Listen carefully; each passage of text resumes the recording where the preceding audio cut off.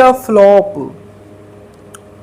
खेसारी लाल यादव की दो बड़ी खबर है जो कि जनता को चौंका देगा ये रिएक्शन।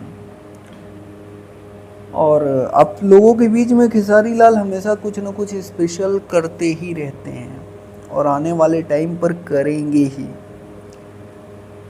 नमस्कार दोस्तों, आप सभी का स्वागत है हमारे एक नए वीडियो में। साथियों, आपको बता दें, खेसारी लाल यादव का कुछ दिन पहले एक गाना आया था जिस गाने का नाम था कमर में दागी।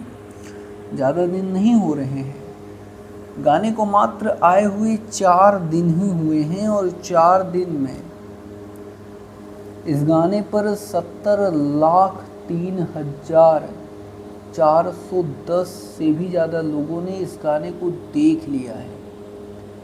तो आप इसी से अंदाज़ा लगा सकता है गाना कितना ज़्यादा धमाकेदार होने वाला है, कितना ज़्यादा बवाल होगा गाना। इतने लोगों का प्यार मिला है तो गाना डेफिनेटली आपको लगेगा गाना काफ़ी अच्छा है और हर किसी को गाना अच्छा लग ही रहा है, इसमें कोई राय वाली बात नहीं है। गाने पर 2,62,000 से भी ज़्यादा लोगों ने लाइक कर दिया है, जो कि अपने आप में ही बहुत बड़ी बात होती है, इतने लोगों का लाइक करना, वह भी एक गाने पर।